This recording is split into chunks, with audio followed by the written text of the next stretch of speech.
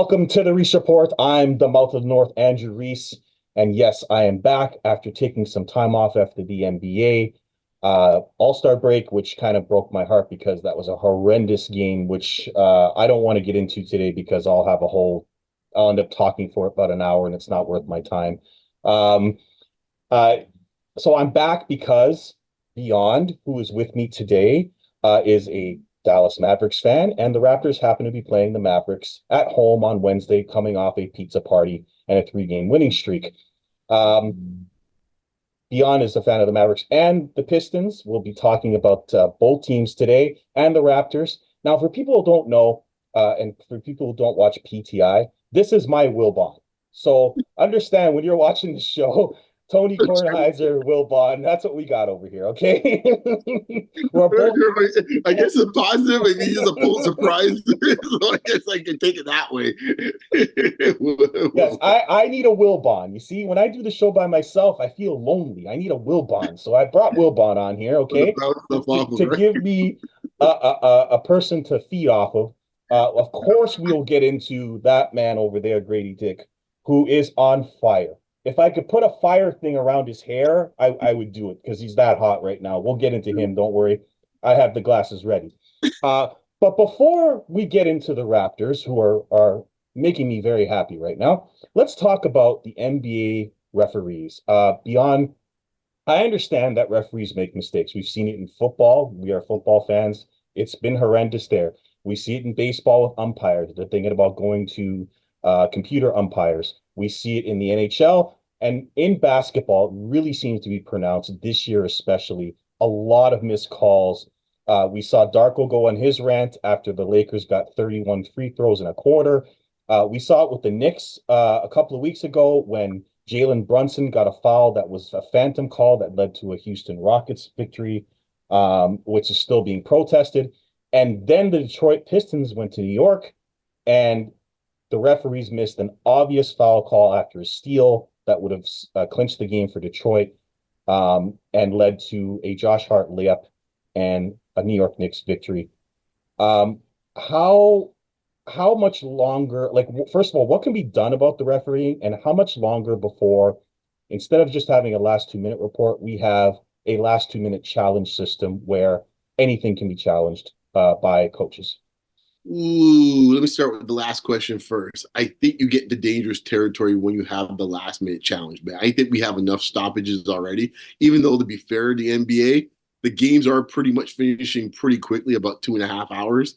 So they're not that bad, but there's some nights where it's like, man, you start hearing the Jeopardy music kick in the background. It's like, okay, are we ever going to have this thing finish? Some referees are sitting there like doing crossword puzzles or something like that, man. It's ridiculous. So I think it depends on which crew you get.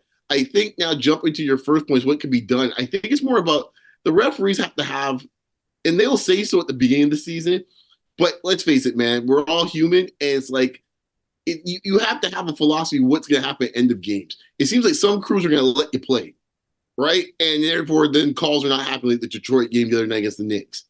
And I can think of a few other scenarios like that. Last year, you had, I think, the one LeBron in Boston where you got hammered on the wrist. It's like, wait, all of a sudden now we're not calling that? Those type of scenarios like that. And then there's the other types where it's like the other way, where it's the Rockets Knicks game the other way, where it was on the Knicks this time, where all of a sudden we're calling everything.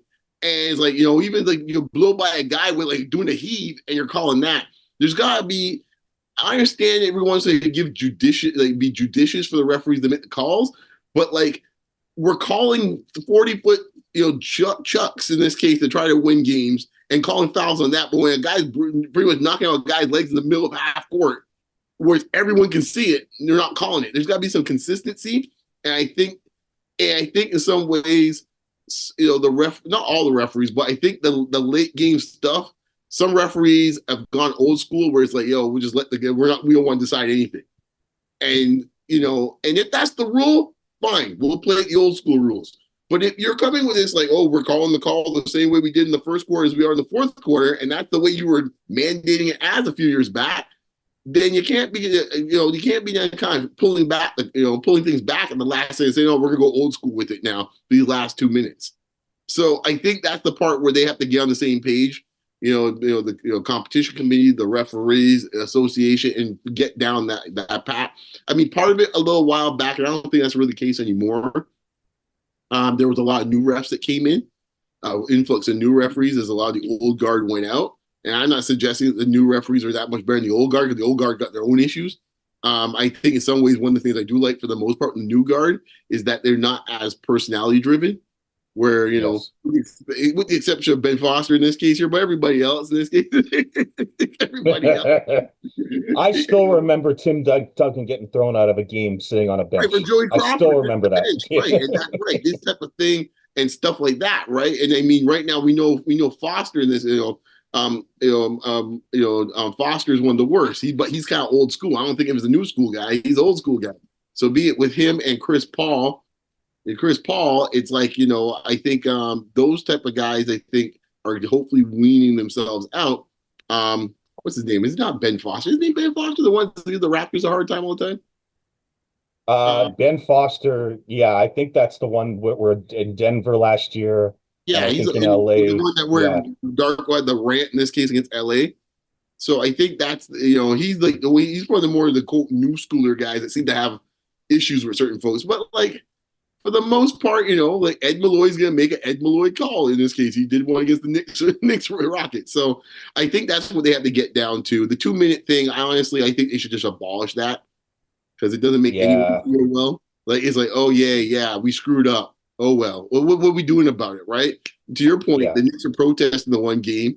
I think that's happened like once in like 40 years where they played the last quarter. Like I don't see, I don't think Houston and New York play each other again. I think for the season, I'm not sure. No, but like, they don't.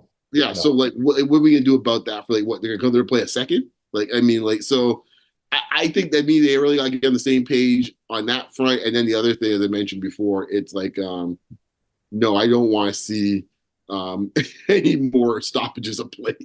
Yeah. On that front, does Scottie Barnes have a beef in that he's not getting the reputation calls, or is he just complaining too much to the refs and therefore not getting the calls? Because he's been more aggressive recently and he's throwing his hands up and he's not getting calls when he's being aggressive going to the rim.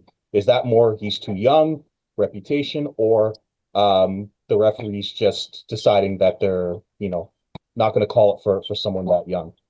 It's a combination of things, but I think sometimes the biggest part of it is like your play determines if you get the call. And if you get a reputation, a guy in this case that shirks away from contact normally, or doesn't tend to go in the paint, or tends to flip up shots, refs know just like the opposing team. And therefore, they're prone to not give you the benefit of the doubt when you might get fouled.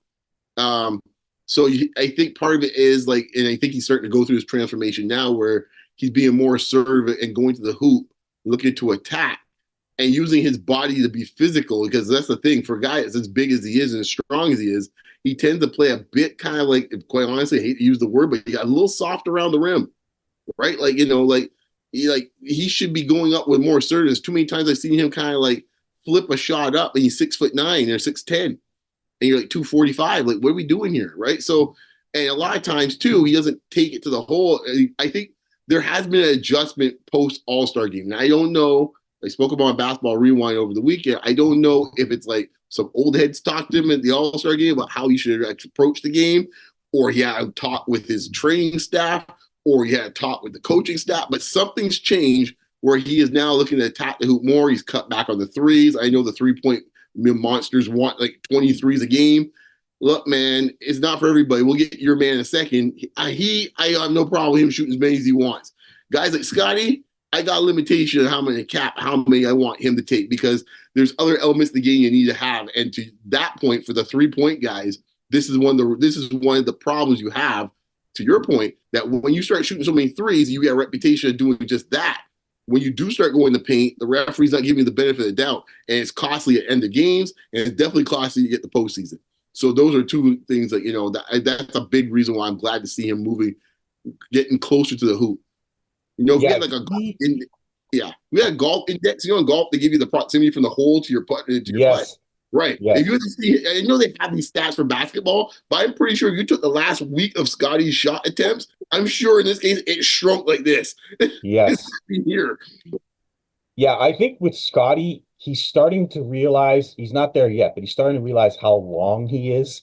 And instead of laying the ball up, and he's still doing it in the Indiana game, he still had moments where he's trying to dribble around people and take step backs and do long layups. It's like you're long and you have a mismatch 9 times out of 10. And he tried a tomahawk dunk in Indiana. I don't know if you remember this play. Mm-hmm. And I'm like, I want to see that. That opened my eyes. I'm like, where was that? Where's the guy trying to jump from the free throw line to tomahawk it on someone? Mm-hmm. That's going to get fouls. That's the guy I want to see. Yeah. No, absolutely.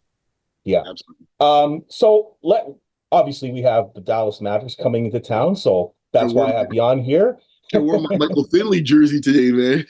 Yes, boy, oh boy. No word of a lie, guys. I was a huge Steve Nash fan as a kid while the Raptors were kind of coming up. Obviously, Vince was around then. So I had his Dallas Mavericks jersey, and I watched them all the time, especially in the playoffs where they always failed, unfortunately.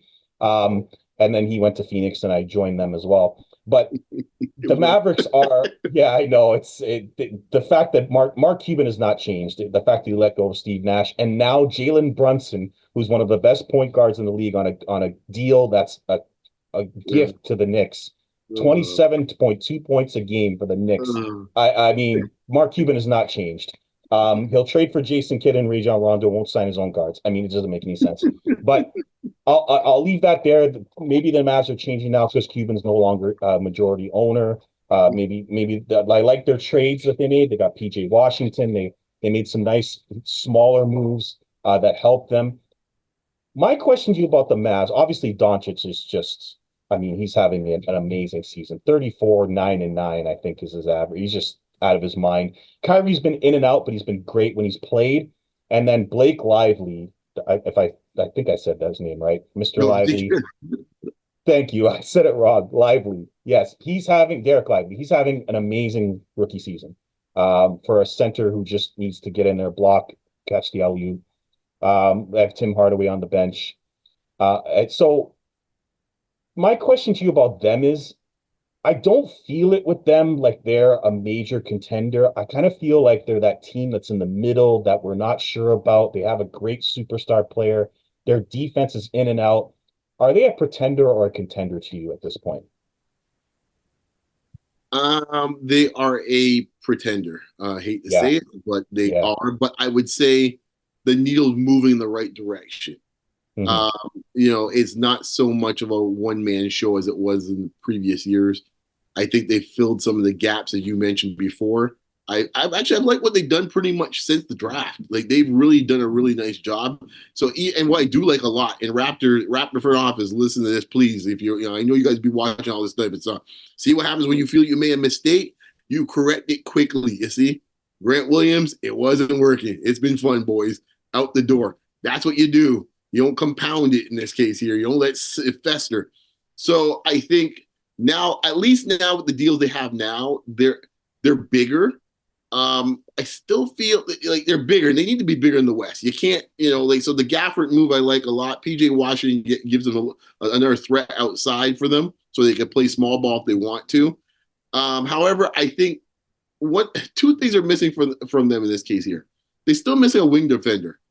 That's one thing. There's the reason why when the OG swirling trades are going on, a lot of times I talk to you or Kenyon or Coach Roach, just like, hey man, there's a deal there with Dallas. I'm just saying. I just come here as the Mavericks emissary. I'm just saying there's a deal.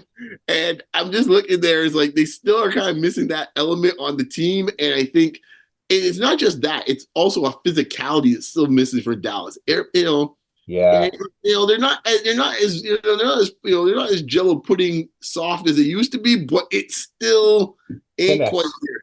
Yeah, it's a little too finessey. Yeah. Before we get to the Raptors and the game, Luka Doncic or SGA for MVP? SGA. Yeah, I discussed this with Hopeful. When a man has over 40 games of 30 points in a season with defense, I don't know how you pick anyone else. I understand the Jokic crowd, but I mean, OKC's tied for first in the West.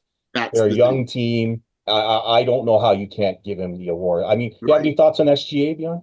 No, well, I mean, once again, and I just had this discussion the other day actually on Basketball Rewind, and actually, no, I should say on another podcast that you'll see coming out soon. But sometimes you see, players make this jump at certain inflection points. Scottie might be seeing a little bit of a blip right now after the All-Star game. You see it a lot of times off of national teams and Olympic bids and stuff of that nature. And when he came off of FIBA, you can see that, hey, he saw himself in a different light and realized, like, hey, man, I can play with anyone in the world. And it was like one thing when you saw it the year before, but I think, I'm not saying he didn't believe it, but I think it's one of those things, it was confirmation. And now you're seeing it as full, he's in full bloom, you could say. And the fact that everyone thought OKC would make the playoffs. I don't think anyone thought they might win the entire Western Conference. And even if they come in second place, I think you got to say, considering they really have no center, they have a lot of great young players, stuff like that. But like his number two guy is a guy who was off an entire season that's a rookie. That's his number two. So like, I mean, no respect to Jokic or any of the other guys. Like, it's hard pressed to give anybody else that. And the numbers he's putting up, man, like it's just ridiculous. So yeah, he's my MVP, man. Yeah, I mean, he's shooting 55% from the field for a guard. I cannot remember the last time a guard shot 55% from the field. I don't even think Jordan shot 55% from the field. I said it last year, the year before. I talked to my buddy. We were debating about who's the best Canadian. He was saying, Murray and stuff. I said, no, the best Canadian right now plays in Oklahoma City. And I said, I will go so far to say in this case, in a few years, he'll be the best Canadian ever played in the NBA. Yes. It won't be wrong. And I know he gets an MVP. Yeah, he gets an MVP. He's there with exactly. No respect to the man we just spoke about in this case here, but like he's on pace to be the best Canadian player we've ever seen. Yeah. Love SGA, guys. I'd love to talk to him about him forever, but let's get to the game now. The Raptors. I know we're all the way into the show. We're just talking about the Raptors now. See, I like all that dinner, man. Come on. I got Raptors all over the place, but I had to get some other NBA out to warm me up. Now let's talk about the Raptors, who are currently probably enjoying a nice pizza party, or in Darko's, or what Darko's saying, he doesn't know about pizza, so they're having some nice fancy dinner somewhere, and the pizza was a joke, I liked it. Gradey Dick's probably wearing the chain, spinning it somewhere, which was great to see. I hate that chain, but it was nice to see Gradey get it. Gradey got it. I lost track of the chain wars, so I moved off that. Oh my god! So, I hate that stupid chain, but they showed it on Open Gym and they shared it on Twitter. I was like, okay, that's cool. These days, Gradey can have it a few times, man. We're going to talk about Gradey. Obviously the Raptors have won 3 in a row. They've played much better defensively beyond, and I wanted to start with that first. I know Jakob Poeltl's back and he's now hurt. He probably won't play against Dallas, which is going to be a major factor we'll talk about. But I just think other than Poeltl, they're better at point of attack defense all of a sudden. Why do you think all of a sudden they've been able to stay with teams defensively that they couldn't do prior to the All-Star break? Where to start? How to show and count the ways. Well, one thing is, a basic thing is, it's amazing when you take a point guard who's supposedly supposed to be good on the ball and actually play him on the ball instead of playing your small forward / power forward on the ball. So that's the first thing. So that's good to see. No kidding. Keep Scottie in the paint, people. Yeah, exactly. So that's one thing. I really think, on a side note, I think Scottie's natural position right now is showing more and more to be a power forward. Absolutely. The other thing too is it's addition by subtraction. Let's face it, man. Some of the guys they moved off of are just debilitating from a defensive standpoint, or they're not playing, right? Boucher, God bless him. But Boucher, in this case here, he'll give you 1 game, he'll give you 3 junk games. And I kind of compare him for all you baseball fans. It's like almost a bit like a knuckleball pitcher. If you get him once in a blue moon coming out of the pen, he's going to mess everyone's swing up. Throw him out there regularly, see what happens by about the 3rd or 4th start, right? I think Boucher's kind of like that too. In the pitch, you throw him out there, he's going to just yuck up the game and just jump around and do all sorts of stuff and run hectic and make it frenetic. Great. About the 3rd, 4th game is going to be problematic, and everyone exposes him a lot defensively. So, Boucher not playing. Also, too, I think Schroeder, who I think was a good defender, but I think he too, it's a weird thing with Schroeder because his defense was pretty good, but I think sometimes he was caught out of position at times a little bit, and I think now they're a little more disciplined. And I think also too, we're just it's just putting guys in position to be a little more conservative, right? You've seen Jakob now playing more in the paint. We're not trying to chase Jakob at the 3-point line, trying to chase guys on the 3-point line like we were earlier in the year. That Bucks game was a disaster, right? So like, right. So so finally the coaching staff is getting around to that, and you have some guys that can get after it and be good disciplined defenders. They're not going to be like household names. They're not going to be the next coming Dennis Rodman, but they know where they're supposed to be defensively. And the guys that got from Utah, right? Like Olynyk, Olynyk and Abaji are going to know where they have to be. They're not going to be out of position all the time and stuff. And I think those things help. It's and they build up the defensive toughness. It's nice to have a bench, isn't it, Beyond?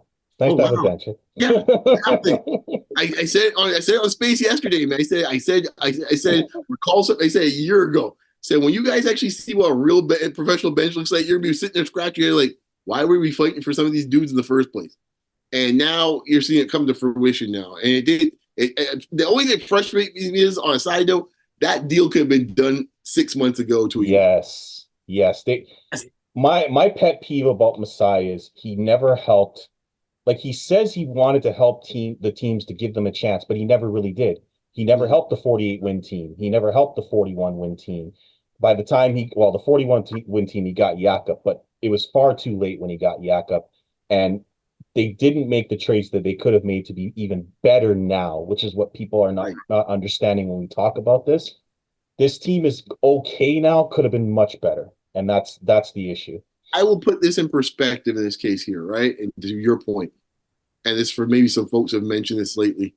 So Scottie has been very successful. He's got these triple doubles recently and stuff like that, and been close to other ones. I would just say to you and to everyone else listening, is there ever been a time in the tenureship of just Pascal Siakam being the number one option on this team, you ever had 4 guys that shot 40% from 3? No, not even one. I'm not even sure he had one. Maybe Gary Trent. I think Fred 1 year got close to Fred 1 year. Yeah. 1 year. Right. Trent's always been about high 30s. However, this year Trent right now technically is the highest field goal percentage on the 3 from the team. Mm-hmm. I tad bit over it quickly. For about 2 more games because Gradey's coming. Well, that's that's why I said 4. Technically, he's not 4 yet. He's at 38. I'm already counting him as the 4th dude. So, right? And Olynyk is the other guy. So that's all I got to say about that, right? Like, it's about time. Yeah, he did not help Pascal Siakam, which is why he's in Indiana. We got a nice win over them. I do want to say quickly, Darko, I've been hard on him all year. Beyond, you know how hard I've been on Darko. He coached his best game against Indiana. He called the timeouts at the right time. He played the right lineups. He staggered his lineups very well. I didn't like that Gradey didn't finish the game, which is something that they're going to have to think about going forward.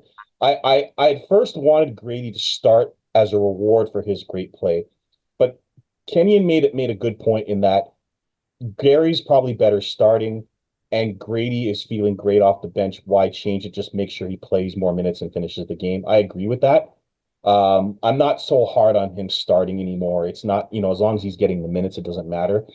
But I'd like him to be up a little bit more, from 20 maybe to 25. Then he gets to 30. I don't want to see Gary at the end of the game. I want to see Gradey rewarded for his great play. Without getting into too much of Gradey, just your comments on it. Then I'm going to get into Gradey a little more. The kind of fight for the Gary Trent side of things. I mean, he's been shooting at the best he's ever shot in his career with this team. I mean, since January 1st, he's been out of his mind. As much as everyone's talking about Gradey and the shooting, which has been fantastic, quietly Gary Trent Jr. has put together a quietly really good shooting season. Yeah, he's looking for a contract. I mean, he's been tossed around all over the place. About time to actually give the guy a little run consistently. So, good for Gary. Yeah. I actually like the bench unit too, with Ochai and Kelly. Like, it seems to be a nice little combination with them, and then you can add Scottie. It's a nice little combo coming off the bench. So I'm good if they can. I mean, you got 7 and 9 guys in double figures the last 2 games. You can't argue with that, right? No, you can't. No, right? I think the only guy that right now is out of place, and that's not Darko's fault. That's on the front office, is Bruce Brown. Bruce Brown. He's does not fit at all right now. No, and that's unfortunate. He's like that lost man, Right, exactly. Because to your point about Gradey, those are where some of those minutes could come from, right? Yeah. 35 back cuts in the Pacers game, like, I begged. Beyond was with me on Raptors Live TV. Like I begged for more back cutting. It was never going to happen in Nurse's ISO offense.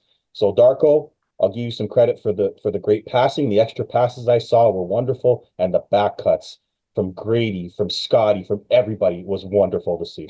But on a note on that, and he's quietly done it, and no one's. I don't think many people mention it. I've talked to Hopeful about it as well as Coach, and he's quietly done this. You notice what he's not doing too much anymore. He's not putting Pearl in that high post as much as he used to. Yes. And now you see Olynyk in there. You're seeing Scottie in there, and it's like, what a shot! You put some of your best passers from the front court in that spot, and to your point, look what you get. Backdoor cuts. People, he had Precious and Yak in that spot. I'm like, what are you doing? Look where we've come. Well, at least we know we can learn. Maybe that's a positive. But why is it got to take about 25 games for him to figure this out? My God, it took him 43 games to play Gradey properly. Like I don't know. It's just I digress. I'm happy to see Gradey performing. Ochai's been a great surprise as well. The team's just rolling right now. I want to get into the game itself, and then we'll talk more about the Raptors before we take our break. Do you think the Raptors can keep this going? Is this a blip or a trend? Oh boy.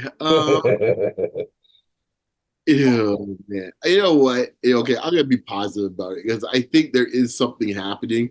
There is some role definition finally coming on this team. I think you have, you always hear everyone say like, floor raisers, ceiling raisers.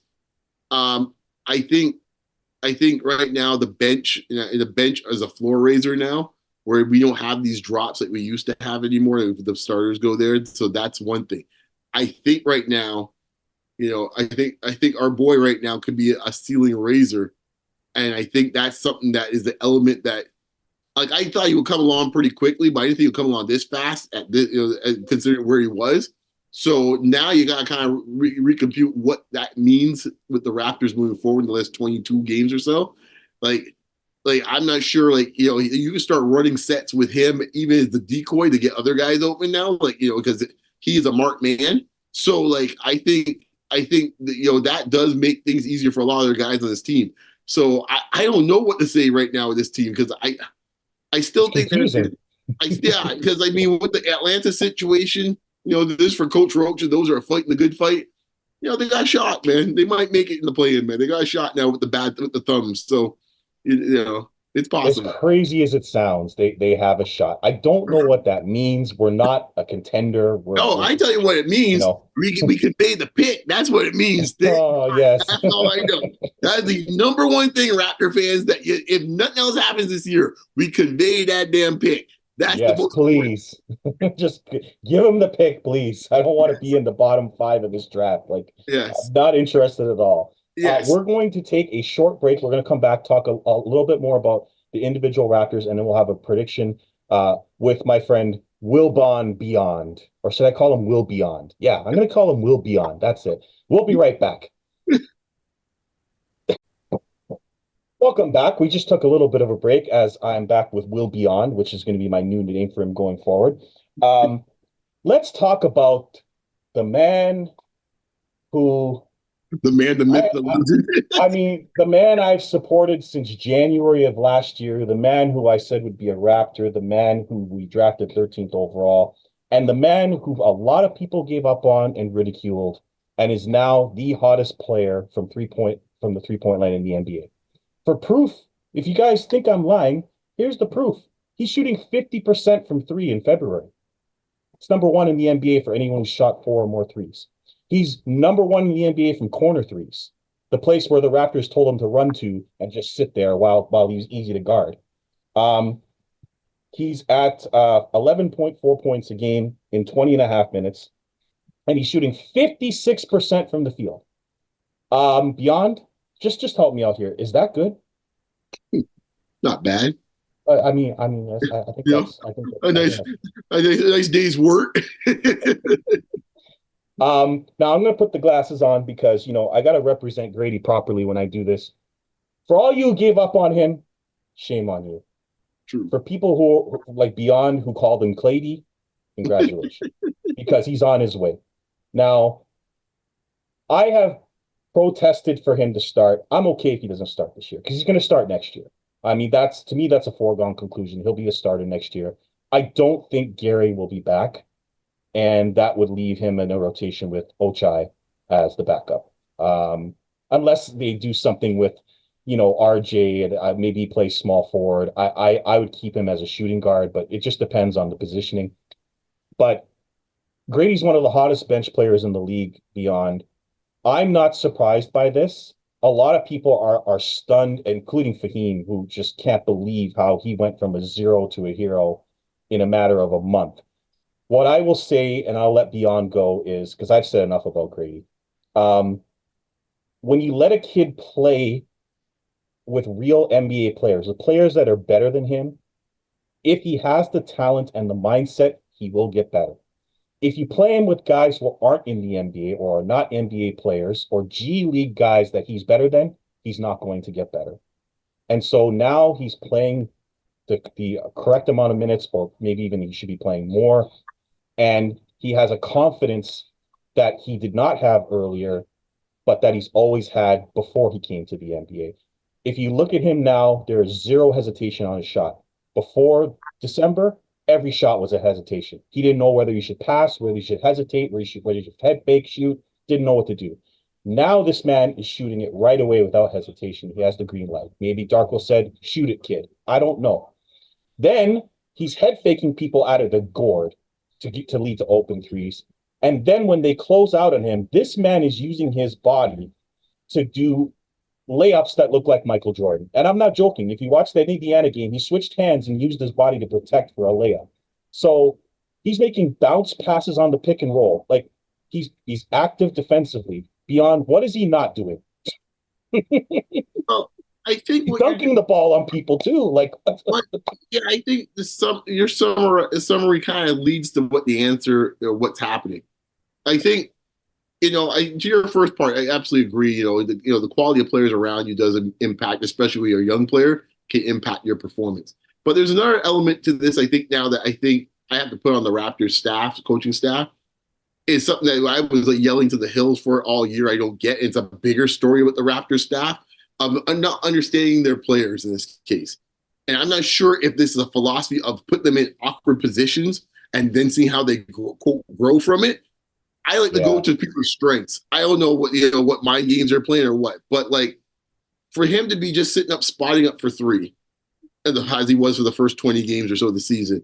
If you watch any tape on him, if you watch games of Gradey, which I was watching all last year in this case, and games on ESPN or wherever, he's a movement shooter, man. He's not a guy who's just a spot up 3-point shooter. He's a guy who can get the ball off the bounce. He could come off curls, off the screens, back doors we've seen. He could do a bit of everything. He's not just a guy spot in a corner. And when you have a guy who's used to doing all that movement and used to being playing that way his entire career, and the fact is he could just flat out shoot. And I didn't think in this case he just forgot how to shoot in 2 months. Is all of a sudden he just forgot how to shoot when he pretty much was shooting once he came out the womb. Some guys just don't. Some guys just don't forget that. And then all of a sudden they just forget how to shoot. So I never really had any concerns about that. My concern was how they were kind of deploying him. And finally, after they went on that little summer, that little kind of camp they went on, I don't know if they actually watched the tape and we can do all this stuff. And all of a sudden now, since he's come back, they're running all sorts of sets for him and all sorts of things where it's double screens. Oh, a little mid-range pull-up. Oh, yes, that's what he can do. So I think, and also he's always had good feel, his passing and stuff like that. And a decent handle as a baseline, right? It's not like he's struggling to dribble in this case. He has a decent baseline for his handle. Do I think he's a guy with the shot clock at 6 seconds left and give the ball to him type of guy? No. I don't think he's there yet, but I think in this case, if he's once he keeps tweaking and working the handle with the right matchups, you could potentially give it to him. I think he's a guy you could do that. I think he's a guy you can give the ball to and run some offense through him as he gets better with his handle. He as I said before, I call him, man, white clay, man. I tell you, man, people trying to sleep on my boy. I said, listen, man, this guy ain't spotting up. This ain't Steve Kerr. Okay, right now, this guy can get shots from anywhere, and he's what we call a legitimate 3-level scorer. not one in theory, one in practice. So I'm happy for the kid. I'm happy. Yeah, I'm glad he's getting the minutes. I agree with you. I wouldn't mind tweaking up to about 25 a night for minutes, but I think he'll get there. So I'm not too concerned about that. And if he keeps on putting up 18 points in 23 minutes, he's definitely going to get more than 25 minutes a night. Yeah, he's a bucket right now. I mean, he's automatic right now. Yeah, exactly. Yeah. And I think, and now you can use him, as I mentioned the last segment, you can use him as a decoy to help other guys get their game off now, right? So if you're playing him with Scottie, for example, in some strange ways, in some circumstances, the defense may shift to him one way to get Scottie more space, to get a little runway for him to get the hoop, because everyone's looking over there, is like, where's number one? He's going this way. And I think, I can't remember the last time the Raptors had a shooter like this. Like, honestly, I'm going through the Raptors history in my head. I don't think once he got Curry, I said so. There's never been Curry. Del Curry, not to the same extent, but he's the closest. You're right. I think Del Curry. Yeah, because Del Curry, by the time he came to Toronto, he was never a guy who could get the hoop, but he had a little mid-range game, if you stuff like that. In that sense, yeah, he's the closest guy. Yeah. I mean, he's making reverse layups. Like, this kid's confidence is sky high right now. And we're talking, like, when he makes shots, it's swish, guys. It's not hitting the rim. It's a swish, and I don't think he's guardable right now, Beyond. You tell me if I'm going too crazy, but if they're not right at his hip, like, he's too quick. Like, Indiana left him open yesterday. That was a suicide, leaving him open like that. And then when they tried to close on him, I think he's longer than people realize, and he's able to make these layups with his length and use his body to protect as he's making these layups. He's longer.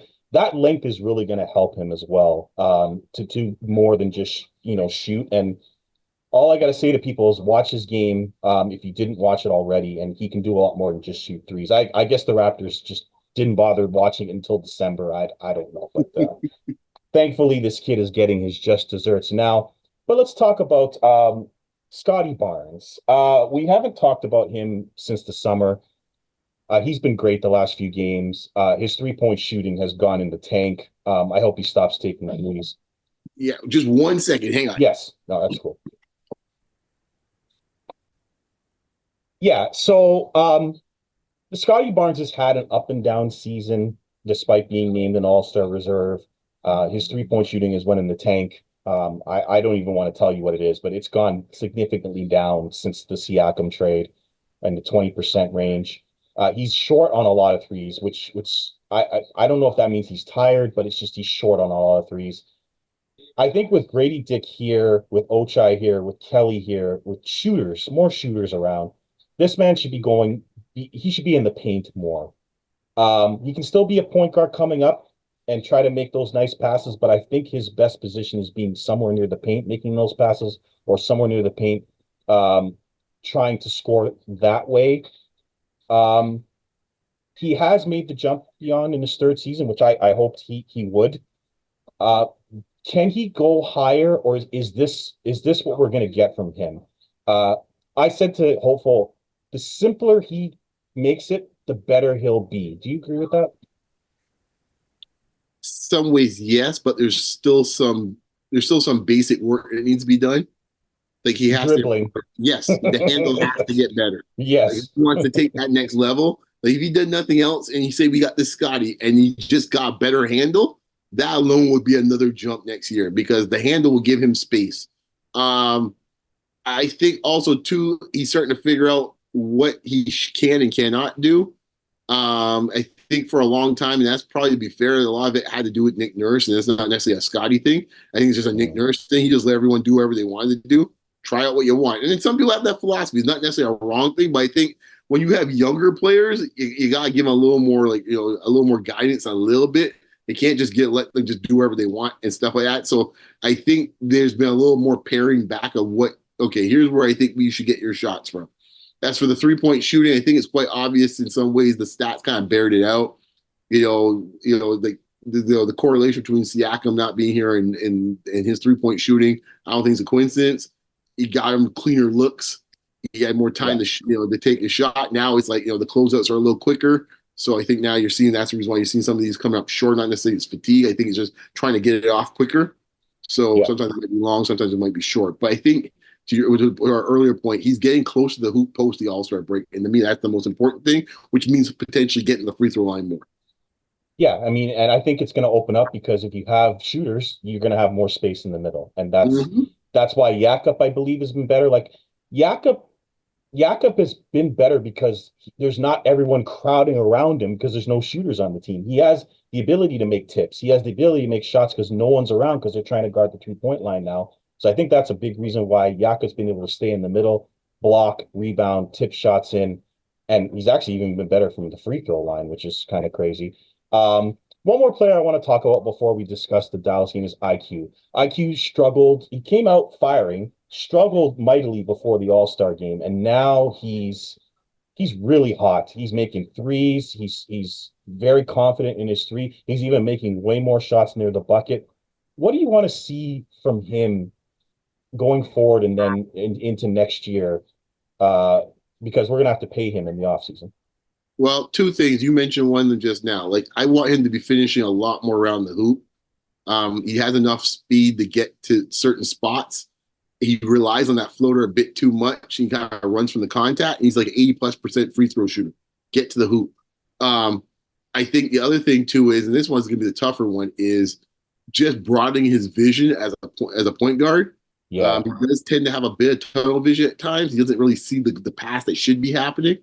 And that's something that's going to be maybe a bit more of a difficult progression, but it's not impossible. But definitely, the attacking the hoop and be a legitimate 3-level scorer. Because if he's able to do that, this really does make us a much more intriguing team on offense. Because I think right now where Sky's progression is as an offensive player, he's not that type of player. If the shot clock is down, give the ball to Scottie, he'll come up. He's just not that player. No, he may not ever be. It's not necessarily a bad thing. He has his strengths other places, but that's something. Be it if we get via the draft or via Quickly's improvement.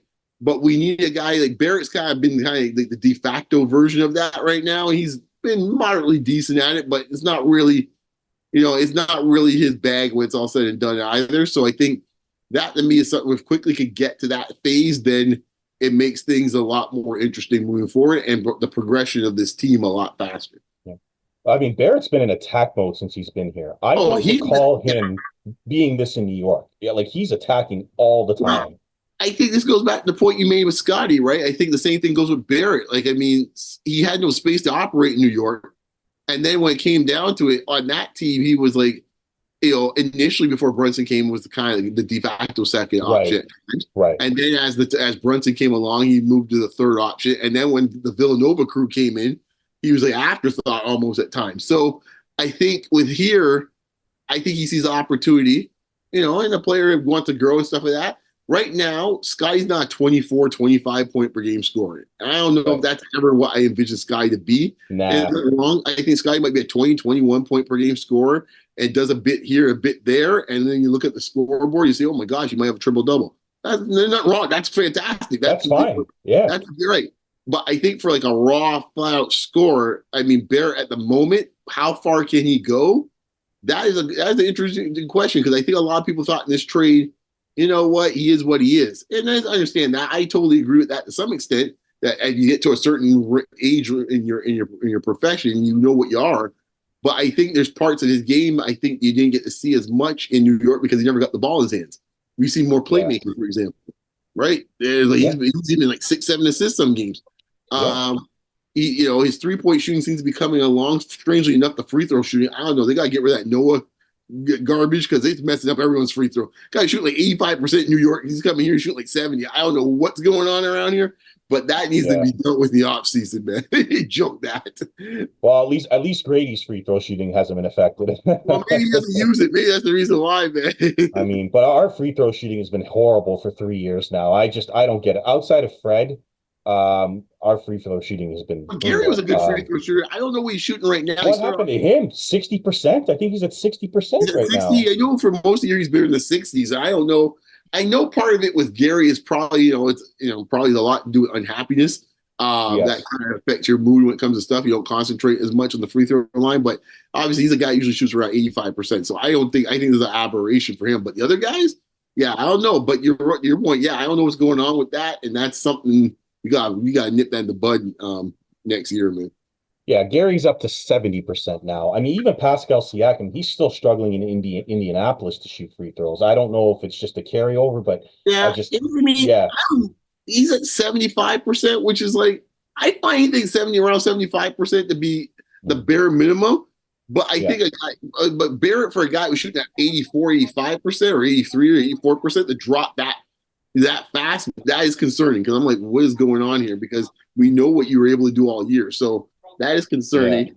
I think a lot of times with some of these guys too is like it's a rhythm thing with some of them. And I think it's yeah, just like if they don't get a rhythm, they just don't. They just get these blips where the shooting gets a little sporadic. yeah. Like some guys are just cold shooters, like Fred or Gradey or something. They don't matter what they're doing, they're going to shoot at bare minimum like 85%. Yeah, Barrett's at 60% from the That's free what I'm throw line. Like saying. that's crazy. That's just it's I mean, I don't know what's going on there. But if you're gonna attack RJ, they're gonna stop following you more unless you start hitting your free throws. So Exactly. make those free throws, my friend.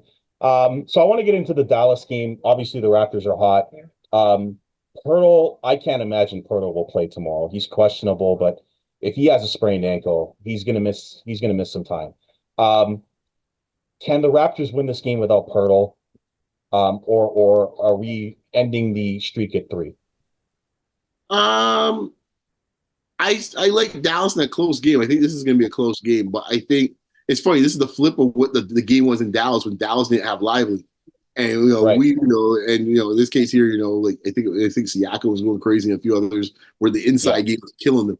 So it's kind of an inversion a little bit, but I think you're going to have to outgun Dallas if you're going to win this game, and that's possible with the line because it's going to be fascinating to see how I assume it's Olynyk is going to start, and it's going to be interesting Yeah. now. We're going to see something we've been waiting to see for a long time, right? Essentially, a five out type of offense, and see what that looks like with Scottie with a 5 out offense.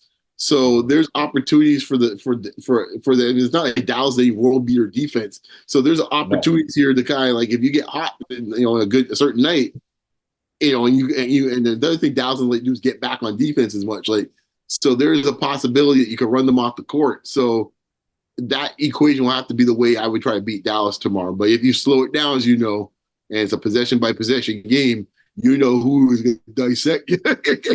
Yeah, I don't think there's anything they can do with Doncic. However, I was impressed that they held Halliburton to like 1 of 9 shooting the other night. I think Kyrie's a better player, but man, if they could stop Kyrie, then you have a chance. Yeah, they not stopping Kyrie. No, They don't have yes. the, they don't have the, they don't have the personnel. They don't have the No, personnel. No, like those no. is the highest scoring duo in the league right now. I Yes. mean, they just they're gonna get their 55, 60 points. The question is, Yeah. who's the third man that you can kind of hold off to kind of make sure they don't go off? That's what it comes down. Is it Yeah. Hardaway? Is it Right. Green? That's where they got to focus on. Well, at You least know, the Raptors have a chance with their offense now. They can try to outgun teams. So yeah. that's where we're at right now with them. They've been better defensively, which has led to the wins. But for the Uh-huh. most part, this is a team that's going to be outscoring people. Much to my chagrin, that's what they are. So Hey man, you gotta go with what you have, man. That's your strength at the yeah. moment in a strange way. Who knew the Raptors would be an offensive juggernaut? I mean, we're in the no defense era, guys. I hate to say it. We're in the no defense era. So like you need Yeah, but we offense to could win. we could score in the offensive era. We were getting we I were playing. know, I know. It's just fun to Our, see guys that can shoot. People, our offense was painful to watch last season. It's not painful to watch this season. I'll take it. I'll take it. Okay. Yeah, exactly. At least the games are fun. Like now it's like like the last last week I would say there have been some fun games. Let's put it that way. Even the games that they lost before the All Star break, they were good fun games like to watch. Yes. So the Raptors are on the way up. Listen, I'm not going to complain. I'm not in tank mode anymore. We don't have a pick this year. Try to win. Try to get some experience. I'm enjoying watching the young players develop, especially Gradey. Like this is where we're at right now. So I'm not going to be miserable every time we lose. Although that San Antonio game, my God, that was just I mean, I enjoy watching Wemby, but that was just a beatdown that I mean, Beyond called it. I did not see that beatdown coming. Like, Big I dick. mean, just that was just ugly. Beyond, like you got that one, man. Wemby just torched us. I mean, see, that's what makes me worried. Now we're gonna go home, 3-game winning streak, and Luka and Kyrie are coming to town. We're overconfident, and they just cook us. I'm already worried, Beyond. I mean, Wemby destroyed us. I mean, I don't even know any of the other players on San Antonio. He just destroyed us, and the next thing I look up and we're down 30. Now, Oh, Dallas doesn't have defense like that, though. So, no, no, no. Yeah, I'm curious to see what they do with the centers. And how they manage attacking Gafford and Lively. we might Um, see Boucher. I know might sound crazy. We might see Boucher against Dallas you're because I right think because he's had some success against them. yeah, and I guess you need another front court player now with Yak out. So yeah, Boucher will get time, and it's not a bad matchup for him actually. So yeah. Yeah. So we'll see how that works out. At least the Raptors are fun to watch now. They're not painful to watch. Like it's just I don't want to watch a team that's painful to watch, you know. Um, so that is our show. What I will ask Beyond before we go is looking forward, what do you if you're I don't want to call you this man, so I'll just call you Will Beyond. If you're managing the Raptors, what do they need to be better next season with the crop they currently have? What would you add to this team? I already know it's a big, but I'm just gonna, what would you do? Because they have Honestly, cap space, they have tradable parts, they have draft picks. What would you do to help to improve this team? if it's just from the draft perspective, I just want to I want a talented scorer. I don't care Okay. where the talented scorer comes from. I want a talented scorer because I think right now, as we discussed earlier, they don't have a guy who can get a bucket when you need to get a bucket. Really, there's some Mhm. guys masquerading as it, but it's not the case. Then I would look to with one of the other draft picks get a big. Yeah. Yeah, But if my absolutely. choice is between like if there's like if our pick is the which is like, hopefully the case is the Pacers pick and we're like 19, 20, 21, that pick I want to be the best player available. If it happens to be a wing, so be it. If it happens to be a guard, so be it. But I want the most talented player possible. I don't want to just pick for a position because it's a weak draft for centers. Like I don't want to pass it out. We need as much talent as we can get. If I said to you we get Kel El Ware, what would you say? It'd be solid. Like I think you'd be ready to play. I You mean, know, I've liked his season in Indiana so far. I mean, if he's available lower, like in the 30s, which is where he's going to yeah, go, I guess. So. I think that's the way you got to look at it if you're the Raptors. Can I get a guy who can come here and play? Right? That's what you Yeah. want. And I think like I don't want any more projects. I just want No, dudes to come here and please. play. Yeah, No more projects, no please. more No. projects. No more guys that got to wait 3 years for to hope they can actually hit a jump shot. I just want guys that can play. Yes. So that is our show. I'd like to thank Beyond for all of his time. He is my Wilbon. That's why I'm going to call him Will Beyond from now on. And he's been a great person for me to find because I wanted someone close to my age I can speak to because we can go back with the history and we can talk about the past and he'll know what I'm talking about. Whereas we have some younger folks that we speak to on Twitter and personally that may not know the history. I will. I was going to get into Vince Carter and his retirement jersey, but I just don't want to do that right now You got because, time for that, man. we'll talk about that when we need content in the summer. Of course, we're going to have FIBA, so there'll be lots to talk about then as well. But I'll I'll say this: he won't be the first Raptors jersey. no, and I guess I'll get into it quickly here. There is no way he should be the first jersey. I don't hate Vince Carter. For all those out there who are going to watch this, I don't hate Vince Carter. I dislike what he did when he quit the franchise. And I'm not willing to just forget that and only remember what he did that was good. If you're going to tell the Vince Carter story, tell the whole story. Don't tell me he put us on the map and then say he didn't do anything after that. The guy quit on the team, quit on the franchise. He went on TV and told us he was quitting multiple times. Let's call it what it is. I'd rather have Kyle Lowry, who stayed with us, won a championship with us, and be the first guy. You want to do Vince Carter after? That's fine. But I don't think he should be the first. Well, you got quick thoughts on that, Beyond? Like, I mean, I'm what's not fair is really. fair. Yeah, I'm not really. Like I'm agnostic on that. Like they put him first, I'm not losing sleep. They put him second or third, I'm not losing sleep. Like it's like Mhm. like you can make an argument for a few guys. I like my mindset. Like I see five guys probably right now should get New Jersey retired as a Raptor. And that's about it at the moment. Yeah, we don't have much of a history, guys. And I mean, Vince did put us on the map. That's fine if you want to say that, but we have this thing, and you can tell me if you agree or not, beyond, but we have this thing in Raptorland of an inferiority complex. Like we got teams like Boston, the Lakers, they're retiring guys that have won multiple championships, have been superstar MVPs. We're retiring guys that won one playoff series in a dunk contest. Like, let's call it what it is. Like, yeah, Well, I hear what you're saying, but I think for every market, certain things are different. I understand. Yeah, I think for Vince, I think you can't tell the history of the Raptors of Vince Carter. You cannot. Absolutely correct. And he needs to be on the Raptors at some point. Like, when it's all said and done, I think right now, with the exception, and Bosch is actually technically in the Hall of Fame before him. Yeah. But, so Bosch technically is the first guy in this case here. Now, honestly, Bosch should be retired, is my mind. Yeah, sure. Yeah, sure. Yeah. I think him and Vince, and then the partners in crime, I call them Lowry and DeRozan, and Siakam. Those are the five, and everybody else. It's been fun, but that's it. Yeah, unfortunately, a lot of the great players we had left us far too soon, and you can't really put them up in the rafters. Yeah, I mean, I hear your point, but everyone's not Boston and LA, right? No, of course. Right? It's like a great example of this is the Magic. Like, I didn't think they should retire Shaq's jersey. My dad and I had this debate. I'm sitting there going like, no, man, they should retire Shaq's jersey. But I understand it. My first thought was, well, he left to the Lakers. They got swept in the playoffs every year. Like, what are we doing? But it's the Magic, and Shaq did what Carter did for them. So right. I get it, right? So then I was like, okay, I should be easier on Carter because he did really give us an identity as a franchise. Yeah, he got us on national TV. I get it, right? Yeah, and at the time, for the longest time before the DeRozan Lowry years, that was the furthest we ever been. We were one shot away from going to the Eastern Conference Finals. Like, that's how close it was. Yeah. Right. So, I mean, and as far as the Shaq thing goes, Shaq took them to the finals. Like, yes, he did. It's like, so yeah, Shaq is, in my mind, even though I know he won with Miami, but if I think of Shaq, I think of Shaq more as Orlando than I do as Miami, to be quite honest with you. Oh, I obviously think of the Lakers number one, right. But then I think of it as a Magic more than I think of it as a Heat. And so, even though he went with the Heat, but I think it was a Magic. Maybe it's my old school cred coming out, but yeah. I never asked you, did you agree at the time with Vince going to graduate during Game 7?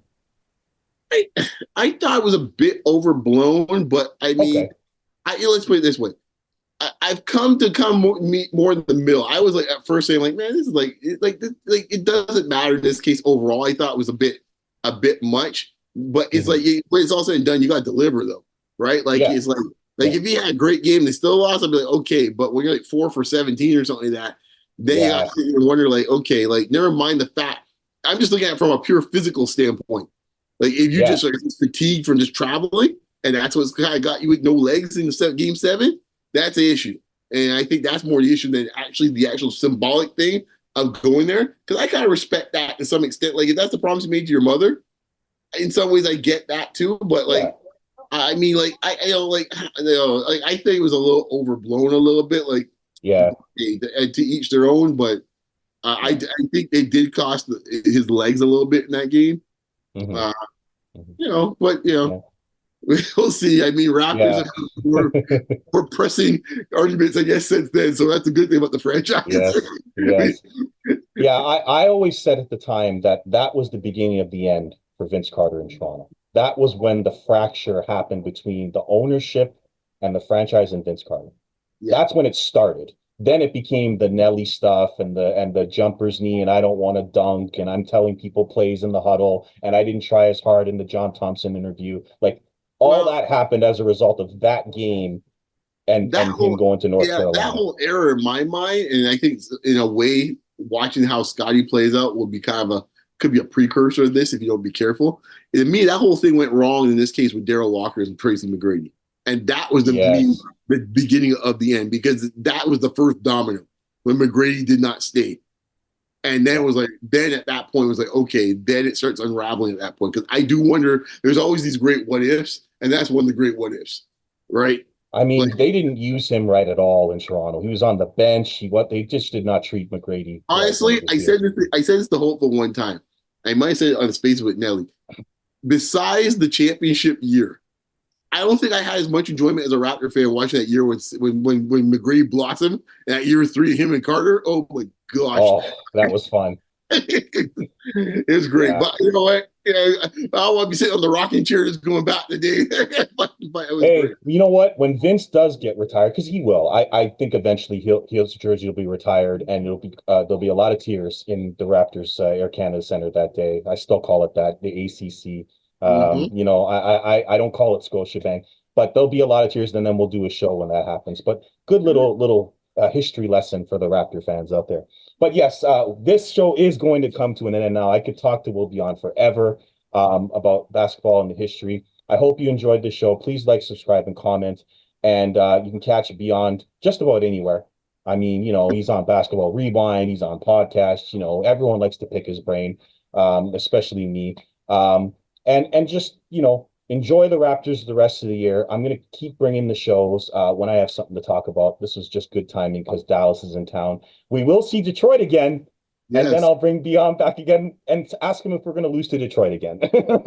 So we're going to see them twice. We got Detroit twice. Twice, yeah. You know, the schedule is not bad. No. You know, we got Detroit twice, the Nets again. We have Charlotte twice. Mm-hmm. We got some opportunities here to you know. You do. So we'll I think another one, Atlanta without Trey. I think so. You got some chances there if we can keep this intensity going. You know, I don't know about Darko after the game, but the let's go. He looks like a nut, but you know, just hold up there, Darko. Easy, Darko.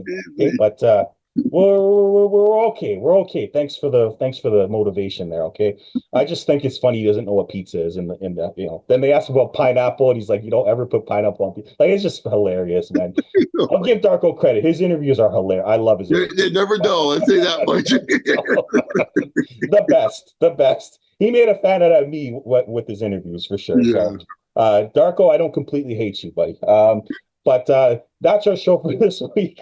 I'm the mouth of North Andrews. That's Beyond the Locker Room. I'll see you next time on the Reese Report.